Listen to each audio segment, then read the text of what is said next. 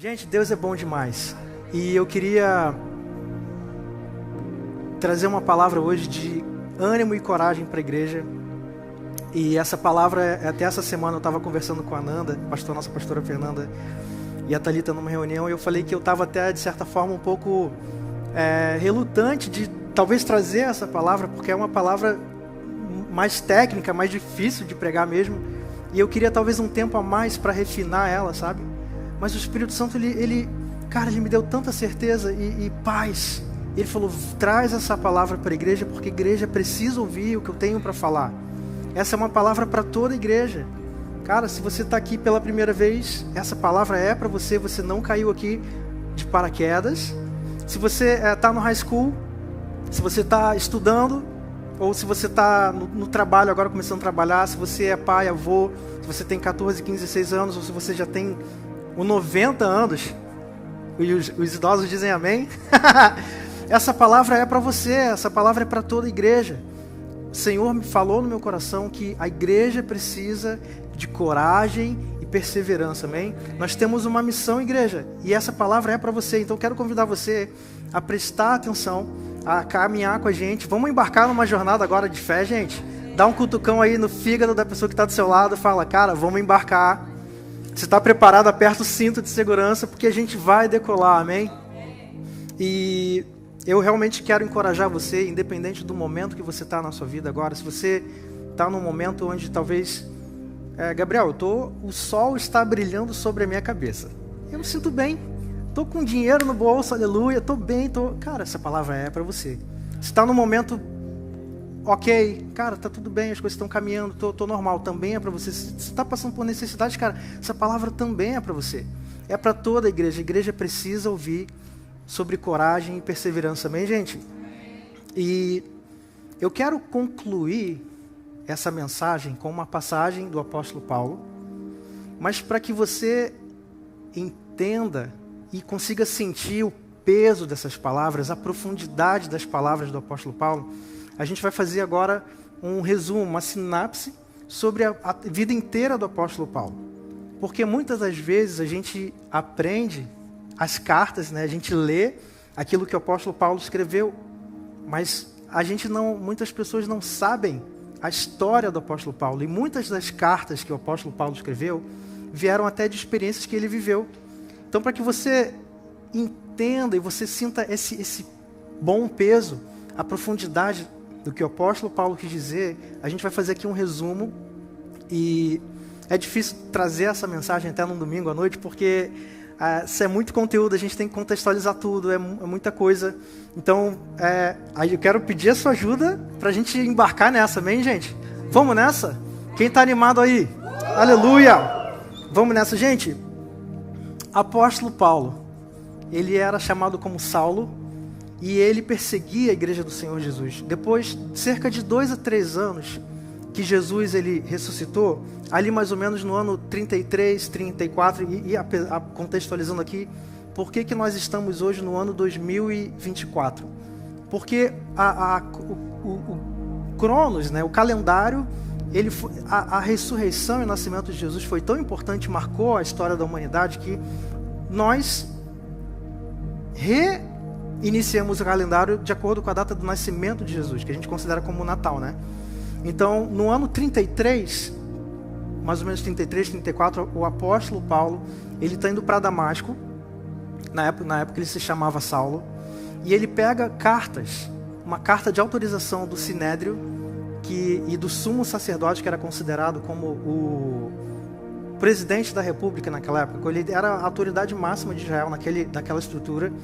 E ele pegou uma carta de autorização do sumo sacerdote que autorizava Saulo na época, a ir para as igrejas dos novos cristãos convertidos e perseguir esses cristãos. E ele pega essa carta e ele leva para Damasco para perseguir os cristãos.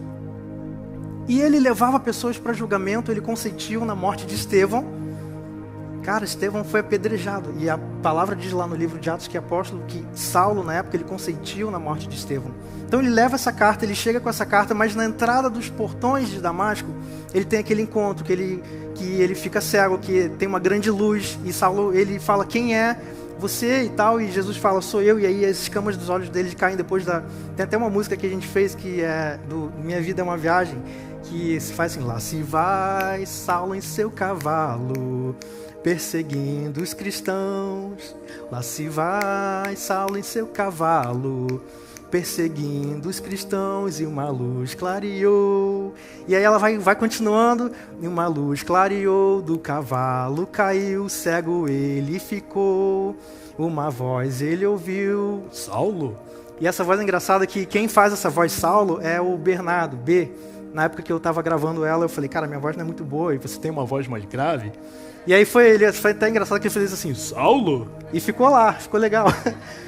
Mas Saulo, ele estava ali indo perseguir os cristãos, ele tem encontro com Jesus, e imediatamente, Saulo, que agora ele começa a ser chamado de Paulo, ele vai para a sinagoga pregar, e ele começa a trazer uma mensagem oposta a tudo aquilo que ele trazia. Antigamente ele tinha ido lá para perseguir e matar os cristãos.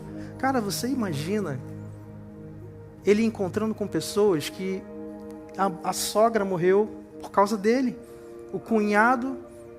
Você consegue imaginar a história desse homem responsável pela morte de várias pessoas? E ele começa a encontrar esses cristãos, e ele vai na sinagoga, e a palavra diz lá no livro de Atos que ele chega lá, e ele chega, tenho boas notícias, boas novas. O que, Saulo? Jesus é o Messias. E ele começa a pregar que Jesus é o Messias, que Jesus é o Cristo, que ele é o Salvador, a mensagem que ele jurava contra. Ele começa a pregar essa mensagem. E aí aquelas pessoas, os judeus, eles começam a perseguir Saulo.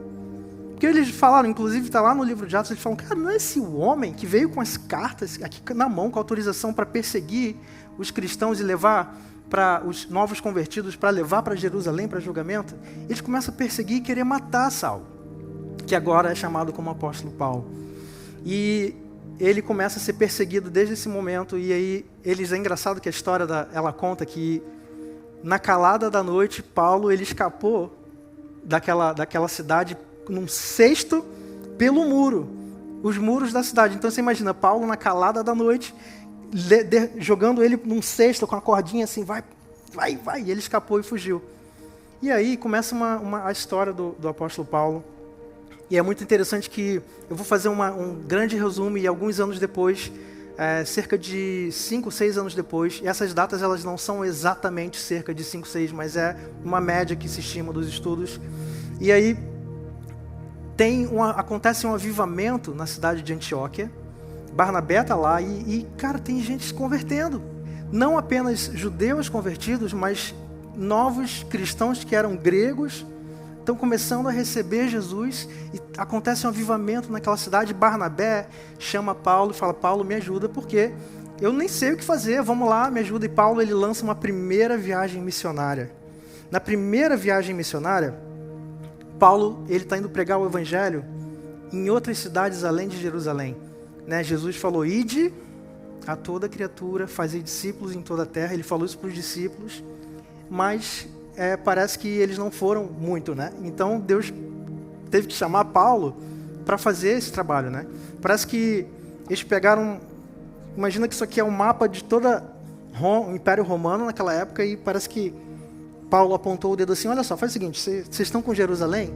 Aqui é Jerusalém. Vocês ficam com esse pontinho aqui, e eu pego toda a região do Mediterrâneo, eu vou fazer. E Paulo começa a levar o evangelho aos gentios, que são cristãos que não eram judeus necessariamente. Eu sou um gentio, cara, considerado pela Bíblia, porque eu não era judeu, não sou judeu, então eu me converti, eu me torno um gentio. E Paulo, ele começa a pregar o evangelho, e aí Paulo, ele chega na cidade de Listra, e acontece um avivamento nessa cidade, porque eles chegam lá, olha só que interessante, eles curam um paralítico, e esse paralítico, os sacerdotes, eles acham que Paulo e Barnabé, que são deuses. E olha que coisa interessante. Os sacerdotes de Zeus, sim, Zeus, aquele mesmo dos filmes, que a gente bota lá no Netflix, aparece Zeus. Eles confundiram, eles acham que Paulo e Barnabé, que Barnabé era Zeus e Paulo era Hermes. Cara, e Paulo fala, não é nada disso, não sou Deus, eu sou um ser humano como vocês. E que momento especial e oportuno para pregar o evangelho, gente. Nós somos de carne e osso como vocês, mas nós fizemos isso no nome de Jesus. É o momento oportuno para eles pregarem o evangelho. Porém, os judeus que estavam em Antioquia, eles perseguiam Paulo cidade após cidade, porque eles tinham inveja e eles eram contra o evangelho. E eles chegavam nessa cidade e ele falou, opa, ei. Não é nada disso, esses dois são impostores. E aí Paulo é apedrejado, trazido, arrastado para fora da cidade. Paulo é apedrejado e dado como morto. Você imagina isso, cara? Isso aconteceu mais ou menos ali entre o ano 46, 48, depois do nascimento de Jesus. Paulo é apedrejado e dado como morto. Você consegue ter noção disso? Que ele foi apedrejado de tal forma que eles acharam que ele estava morto?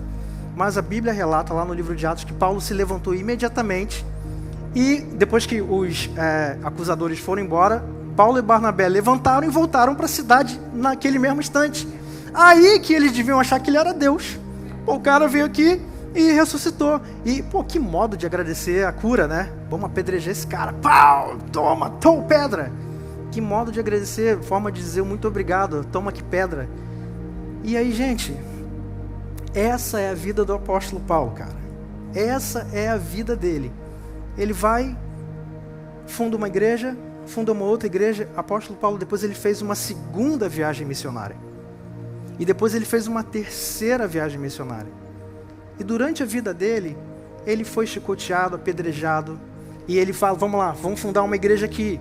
Vamos fundar uma igreja em Marietta, outra em Atlanta, uma igreja em Kennesaw, uma igreja na Flórida, uma igreja no Texas. Ele foi fundando igrejas onde ele ia, fazendo igrejas em casas, ou os famosos G6. Tinham igrejas em casa, tinha GC naquela época, que são grupos de conexão. E Paulo e Silas foram presos, Paulo e Silas cantando na prisão, Paulo que cantaram na prisão e a prisão se rompeu. Essa é a vida dele, fundar igrejas, sofrer e ser apedrejado, cara. Você tem a noção do que Paulo viveu? E durante uma terceira viagem missionária, a palavra conta que, aliás, Paulo ele tinha, alguns anos atrás, ele tinha feito uma coleta de dinheiro para cristãos que estavam sofrendo perseguições e por isso eles não conseguiam emprego. E ele, alguns anos atrás, ele fez uma primeira coleta, talvez essa seja a primeira vez que a gente vê relatos de alguém coletando bens para servir outras pessoas que estavam passando por necessidade. Paulo faz uma primeira coleta e agora, durante essa terceira viagem missionária, o apóstolo Paulo ele faz uma terceira coleta, uma segunda coleta, perdão, para levar para os cristãos em Jerusalém que estavam sendo perseguidos e também estavam sem emprego.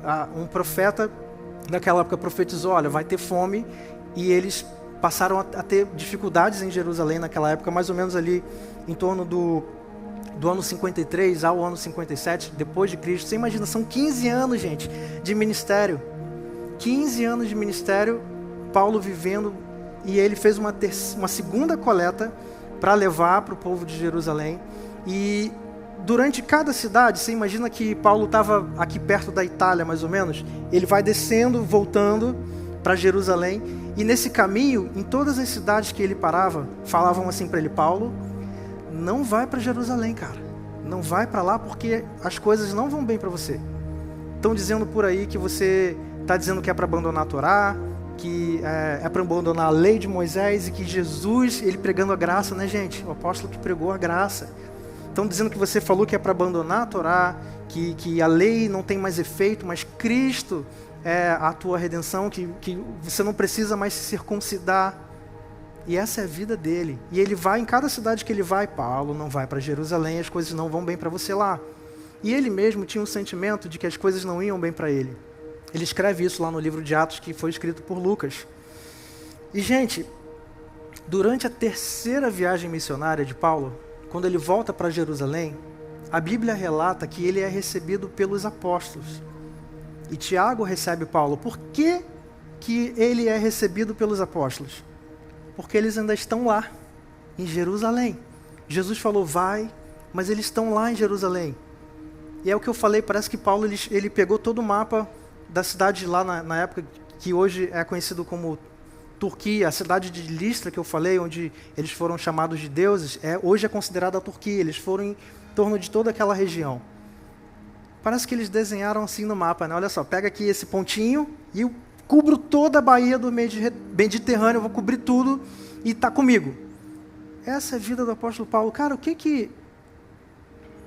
Quando Paulo retorna para Jerusalém, depois de ter sofrido tudo isso, depois de ter fundado dezenas de igrejas, escrito várias cartas, o que os cristãos da cidade de Jerusalém deveriam fazer com Paulo, gente? Alguém aí imagina? Meu Deus, cara, tinha que pegar Paulo nos ombros. Paulo, Paulo, Paulo, Paulo, Paulo, Paulo, Paulo. Tinha que celebrar Paulo, gente. Trazer pela cidade com honras. Paulo, cara, você é o cara, você é o tal. Você fez muito mais do que todos nós fizemos. Mas, cara, a palavra diz que ele foi recebido pelos apóstolos. E a propósito, esse apóstolo é Tiago. Deixa eu fazer uma observação sobre Tiago. Esse aqui era Tiago, irmão de Jesus. Não era Tiago, irmão de João, era Tiago, irmão de Jesus, que veio ser o líder da igreja de Jerusalém naquela época. E quando você tiver, isso aqui é uma dica, quando você tiver num grupo de conexão e você estiver falando sobre Tiago, um dos maiores argumentos para você convencer as pessoas que Jesus é o Senhor, é você perguntar assim, cara, Tiago tinha um irmão famoso. Quem era o irmão de Tiago? Alguém adivinha aí? Jesus. Não é um mistério, né? Tiago, irmão de Jesus. E eu pergunto para você assim, o que você faria para convencer o seu irmão de que você é Deus, que você é o filho de Deus? Alguém imagina aí, cara? Você tem irmão, quem tem irmão aqui, irmã? O que o seu irmão faria para você, para convencer a você que ele é filho de Deus, que ele é o seu Senhor? Alguém tem ideia, cara? Pois é, Tiago, que não seguia Jesus até o momento da ressurreição dele, foi na ressurreição de Jesus que ele viu que Jesus era Deus. E ele deixou o irmão dele ser o Senhor da vida dele. Você tem noção disso, cara?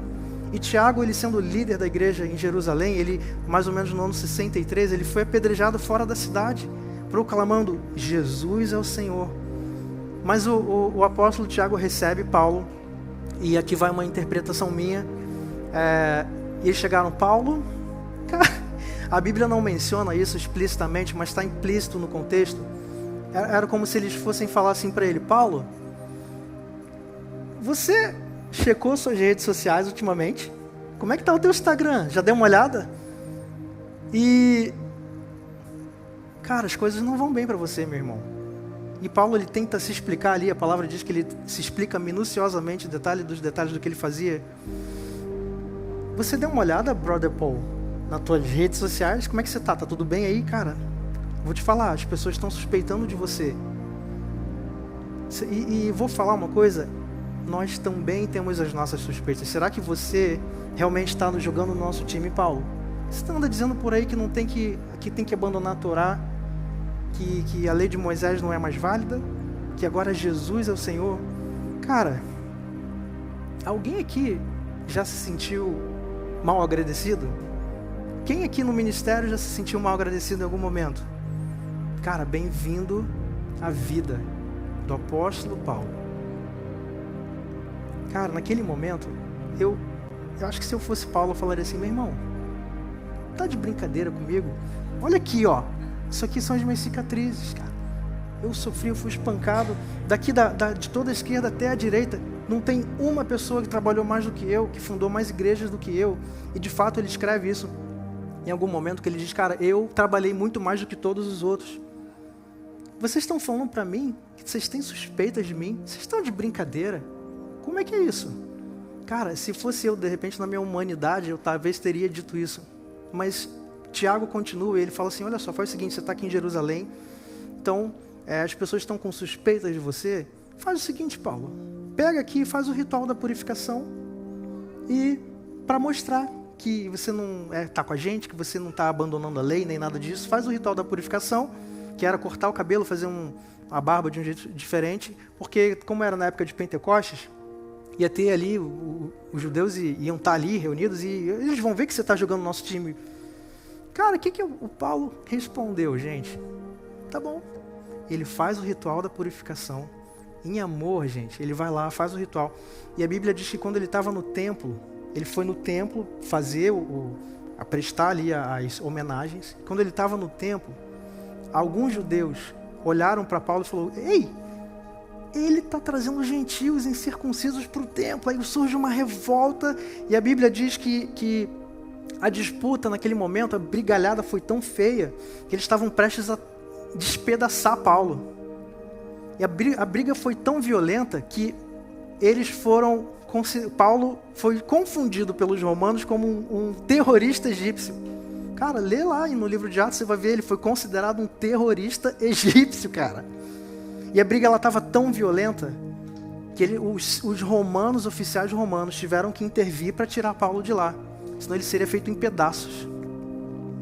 E a Bíblia não tem relato de nenhum discípulo, nenhum cristão apoiando Paulo. E aí ele começa a ser julgado pelos oficiais romanos, e eles botam Paulo em correntes, e botar em correntes não é uma algema aqui no braço. Colocar em correntes era acorrentar toda a pessoa. Cara, para que ele ficasse imóvel. E aí é aí que ele se declara um cidadão romano. Ele fala: olha só, eu não só sou um terrorista egípcio, como eu sou cidadão romano. E não, vocês sabem que não pode acorrentar uma pessoa sem antes dela ser julgada. E aí os oficiais, opa, tira a corrente dele porque deu ruim. E aí, cara, Paulo se vê, os romanos naquele momento são seus únicos amigos. Cara, não tem relatos da igreja, dos discípulos, dos apóstolos indo lá ajudar Paulo. E ele está sob custódia de Roma. Os oficiais descobrem que ele vai ter... tem um complô de um assassinato para matar Paulo de novo pela 30ª vez. Toda a vida de Paulo ele foi ameaçado. E ele tá lá, naquele momento, sozinho, cara. Você imagina? E aí, os oficiais romanos descobrem que Paulo estava para ser assassinado, tem um complô. Alguns judeus até fizeram um juramento. Não vou comer e nem beber até que Paulo morra.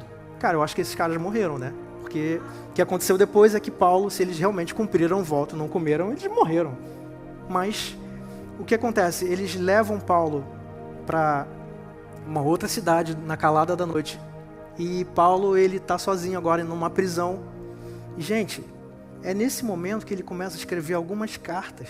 Nós conhecemos como Efésios, Filipenses. Ele escreve uma carta para a igreja de Éfeso. Nós conhecemos como a carta aos Efésios. À luz de quem nós somos em Cristo. Ele escreve a carta para Filemon, escreve a carta aos Filipenses, Colossenses. Começa a escrever cartas. E aí é nesse momento que ele é transportado, ele pega um navio e ele sofre um naufrágio. E é nesse momento que ele é picado por uma serpente, cara. Essa é a vida do apóstolo Paulo. Essa é a vida do apóstolo Paulo. Meu Deus, gente. E aí o que acontece? Os acusadores de Paulo não aparecem, ele está numa outra cidade, e o que acontece? Eles tinham que ser... Ele foi levado para julgamento, mas os acusadores não apareciam, porque vão falar o quê? O seu oficial romano, olha só. A acusação é o seguinte, ele está falando que é para abandonar a Torá. Torá? O que é Torá, mano? Eu sou romano, não sei nem o que é Torá, pô. O que é Torá? Não sei. Ah, tá, é outra acusação. Não pode se circuncidar. Não precisa se circuncidar. O romano, de repente, eu acho que é até uma coisa boa. Não precisar ali fazer a cirurgia, tá, concordo. Não tinham motivos, cara, para matar Paulo.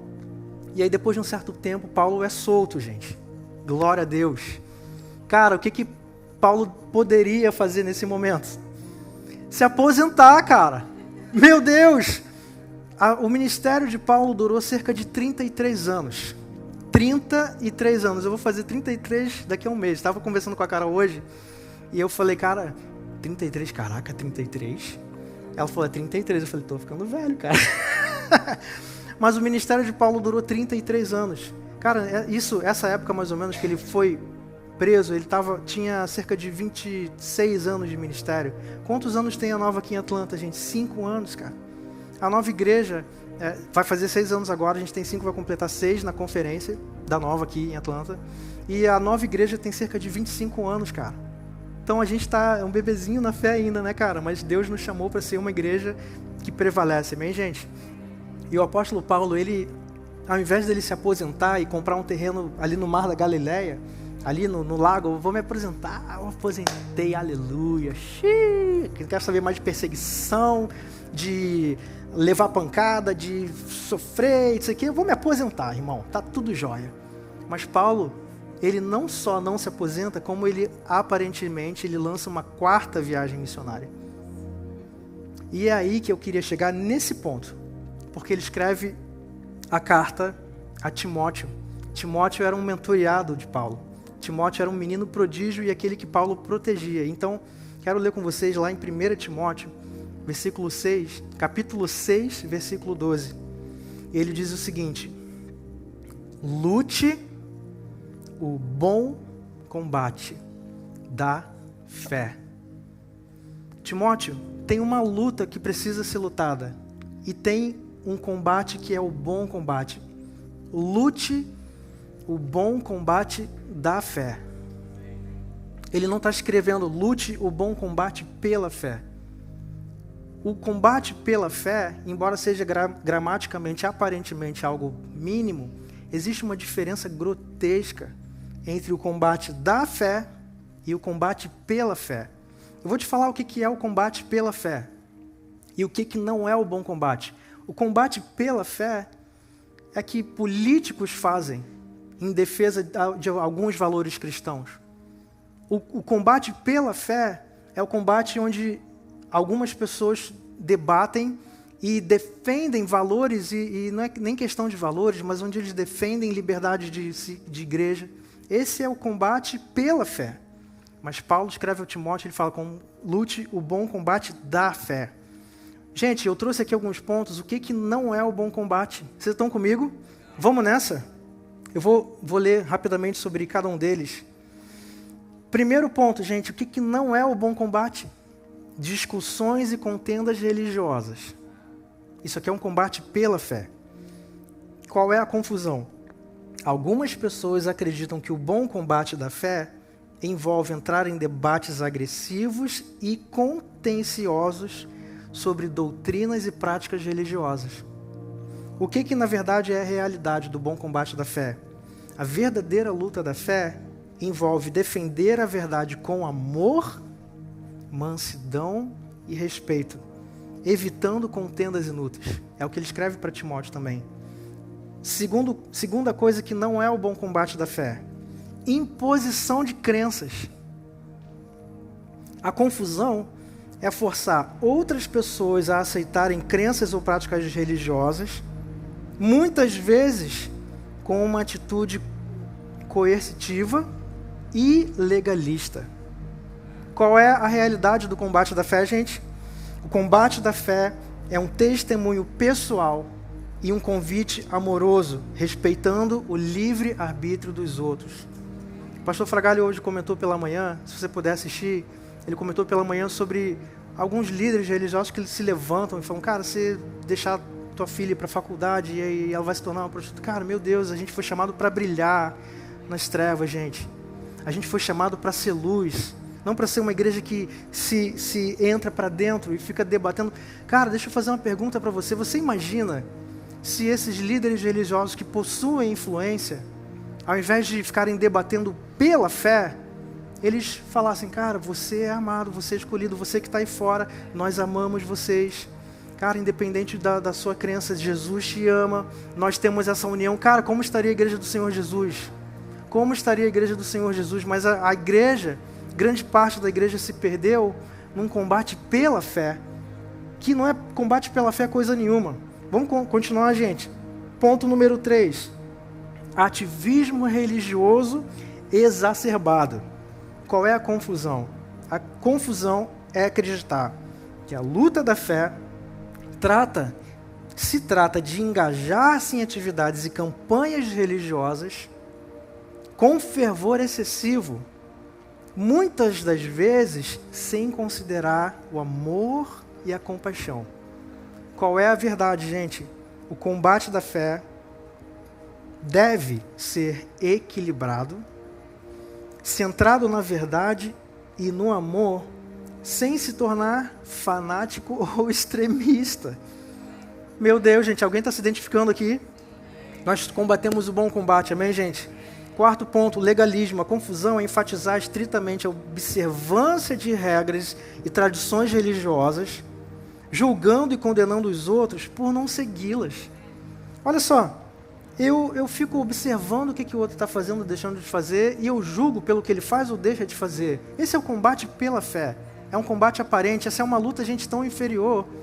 E eu vou falar sobre o bom combate da fé também. Mas qual é a realidade, gente? É que o bom combate da fé é viver pela graça, através da fé em Jesus, demonstrando misericórdia e amor em vez de um legalismo rígido. Esse é o combate da fé. Quinto ponto, conflitos e divisões na igreja.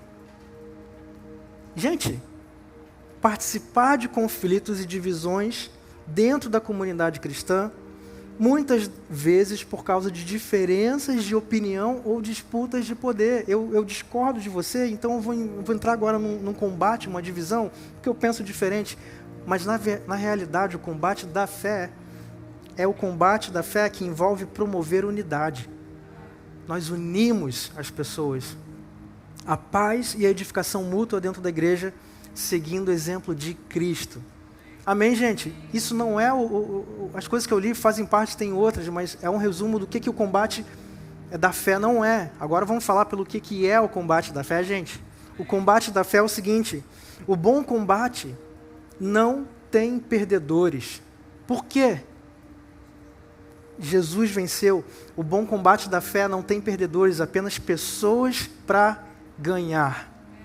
O bom combate da fé não tem quem perca, porque os nossos inimigos já foram derrotados. Tem apenas pessoas para ganhar. O bom combate da fé é manter a fé e crer. Cara, manter as crenças e a confusão e a confiança em Deus, mesmo diante de dúvidas e adversidades. Esse é o combate da fé, gente. É uma luta diária. Você se tornou cristão, você está já combatendo o combate da fé. O bom combate da fé começa quando você é cristão. E ele já está, é uma luta diária de abrir mão da minha carne, né? Que as pessoas falam, abrir mão da minha carne não é abrir mão dos meus desejos, de quem eu sou, abrir mão da minha carne é crer e confiar em Deus, não em mim. Esse é o combate da fé. O combate da fé é manter a integridade, gente. A gente estava lendo essa semana, a gente teve o nosso encontro dos músicos e a Nova tem valores e princípios. E um dos valores que a Nova tem é manter a honra e a integridade. Isso é o combate da fé. Cara, manter a honra e a integridade. Isso vem de uma força interna em nós, que habita em nós. Amém, gente? Eu não fico me observando, será que eu estou mantendo a honra? Porque isso é automático, uma vez que eu sigo o Espírito, gente. Eu recebo o Espírito, eu sou dirigido pelo Espírito, eu tenho fé, então eu mantenho o bom combate. Amém, gente? E eu queria ler 1 Pedro 3,15, que fala o seguinte: estejam sempre prontos. Igreja, estejam sempre prontos para explicar a razão da esperança que vocês têm. Nós temos uma esperança, igreja, a esperança de Jesus, então estejam sempre prontos para explicar a razão dessa esperança da nossa fé. Estejam prontos para isso, mas façam isso com gentileza e respeito. Isso é manter o bom combate da fé, gente. Mais um ponto, que é a perseverança. Eu quero encorajar você, porque os desânimos vêm, gente. O desânimo, ele ataca todos nós. Quem aqui não passou algum momento da sua vida por desânimo? Cara, a gente tem temporadas que as coisas estão mais difíceis, que a gente não se entende. Mas o bom combate da fé, cara, o desânimo é um sintoma de falta de fé, cara. Quando você tem fé, você ganha uma força dentro de você para ficar animado, para combater qualquer circunstância, amém, gente? E eu quero encorajar você dizendo que a perseverança, que o combate da fé envolve se permanecer firme, comprometido com a fé, apesar dos desafios, tentações ou oposição. E lá em Gálatas, no capítulo 6, no versículo 9, diz o seguinte: e não nos cansemos de fazer o bem, pois no tempo próprio colheremos se não desanimarmos. Cara, o combate da fé nunca acaba. Amém, gente? E qual é o meu objetivo aqui, trazendo a história de Paulo? Cara, eu quero primeiro aumentar a sua curiosidade a buscar e conhecer a Bíblia, porque a Bíblia tem tantas riquezas, cara. Quando você começa a pesquisar, entender a história, o que está por detrás do contexto, aquilo vai te enchendo de fé, e aquilo vai te tornando cada vez mais forte, porque você conhece essa história. E eu quero encorajar você a não desistir e ter essa vida com Jesus. Eu preciso ter uma vida com Jesus, eu preciso dar espaço para uma vida com Jesus, eu preciso, não é nem priorizar Jesus, mas colocar Jesus no centro da minha vida. E as coisas vão bem, gente. Quando nós priorizamos Jesus, as coisas vão bem. Quem tem experimentado isso? Eu sou testemunho, cara, das vezes que eu poderia ter feito atitudes minhas e ações minhas, humanas, talvez de desistir, mas eu falei, cara, eu priorizo Jesus aqui sobre essa circunstância, e Ele foi fiel na minha vida e vai ser até o fim dos tempos. Ele vai à frente das nossas batalhas. Amém, gente? O bom combate da fé é uma luta constante.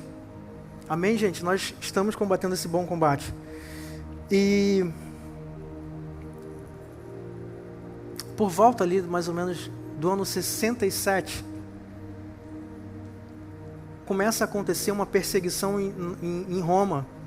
Tem uma história por detrás que Nero acusou Paulo e os cristãos de tacarem fogo em Roma, como se eles fossem terroristas. Eu não vou entrar nesse detalhe, mas acontece uma grande perseguição na igreja. E é aí que acaba o livro de Atos, escrito por Lucas. E o último versículo de Atos que Lucas escreveu sobre Paulo, ele escreve o seguinte, está lá em Atos 28:31. Ele pregava o reino de Deus e ensinava a respeito do Senhor Jesus Cristo com toda a coragem e sem impedimento algum. Esse é o último versículo de Atos que Lucas escreve, porque a história de Paulo, aqui ela está começando a chegar no final. Paulo, ele é preso, agora ele não é preso mais pelos judeus, mas ele é preso por Roma, acusado de ser um incitador do incêndio, um terrorista agora. E ele é preso, e dessa vez ele é jogado numa cisterna. A prisão para quem já foi condenado em Roma era uma cisterna, que era uma espécie de um poço cavado, e ele ficava num buraco, ali muitas vezes sem poder se mexer, e tinha só um buraquinho para ele poder receber alimento. Paulo, os últimos dias e meses e tempos da vida de Paulo foi numa cisterna, imóvel, e gente, o homem parou, ele não parou, ele continua. E é aí que ele escreve a segunda carta a Timóteo.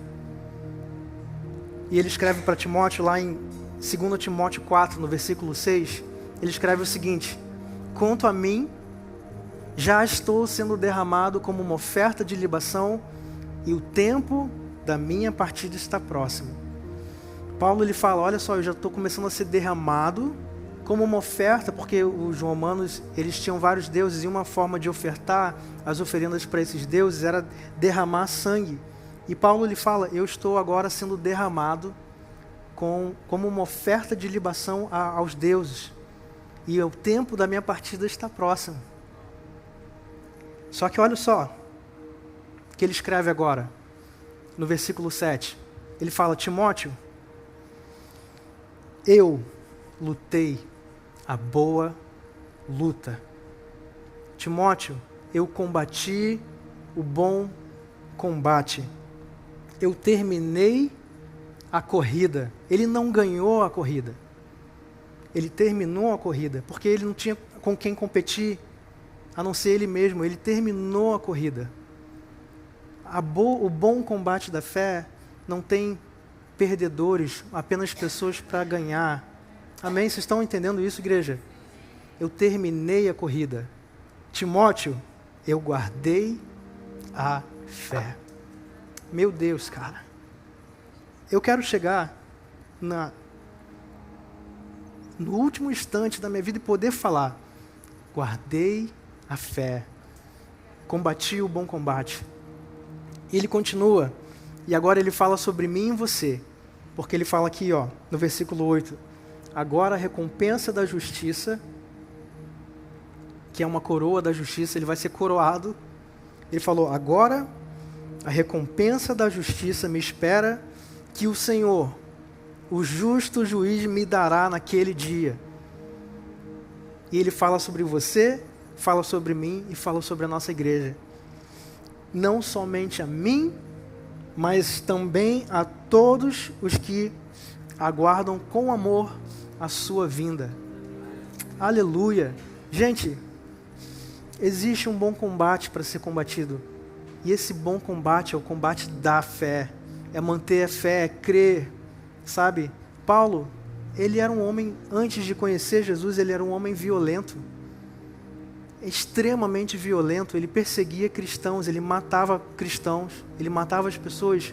E tem uma passagem que o apóstolo Paulo escreve que ele fala que ele constantemente lutava contra si mesmo, não como quem dá socos no ar, numa luta em vão, mas como quem lutava contra a sua própria carne, porque ele era um homem violento, cara.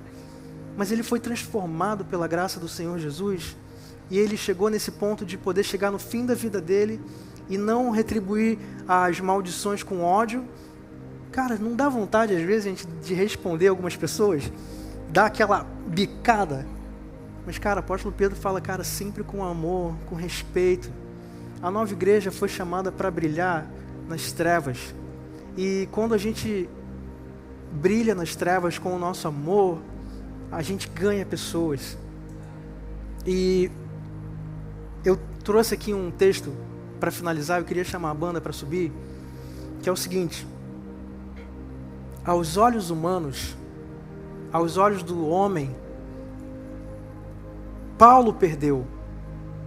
Aos olhos do homem, Jesus perdeu quando ele morreu e foi crucificado. Os discípulos perderam. No entanto, 2000 anos depois, o Império Romano já não existe mais. Mas a igreja do Senhor Jesus continua viva e forte. Isso é o que acontece quando um grupo de pessoas decide combater o bom combate, manter a fé e ser guiado pelo Espírito Santo. Amém, gente? Nós somos a igreja que combate o bom combate. Nós somos a nova igreja. Amém? Será que você pode receber isso agora na sua vida? Será que você pode abrir o seu coração e colocar a sua vida, o seu coração aos pés de Jesus, agora nesse momento, e fazer aquela oração, né?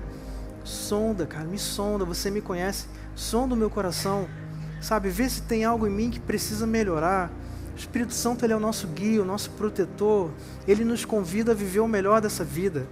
Cara, gente, eu quero encorajar você com essa palavra de ânimo e fé para não desanimar, porque Deus é com você, Deus é com a nossa igreja. O que a gente está fazendo aqui tem valor. Estava falando isso no pré-culto. Você tem noção de que uma pequena atitude que a gente possa fazer, cara, um sorriso, um olhar para alguém em amor, essa pessoa amanhã pode ser uma potência do Evangelho? Cara, eu fui alcançado pela vida do pastor Fragale. Eu nasci num berço evangélico e ouvi a minha vida praticamente toda sobre legalismo. E o ministério do pastor Fragale e da pastora Denise, ele transformou a minha vida, assim como a vida de muitos aqui. E a gente não tem ideia, gente, do que Deus tem para nós no futuro, cara. Mas são planos bons. São bons planos, né, gente? Nosso Pai tem bons planos para nós.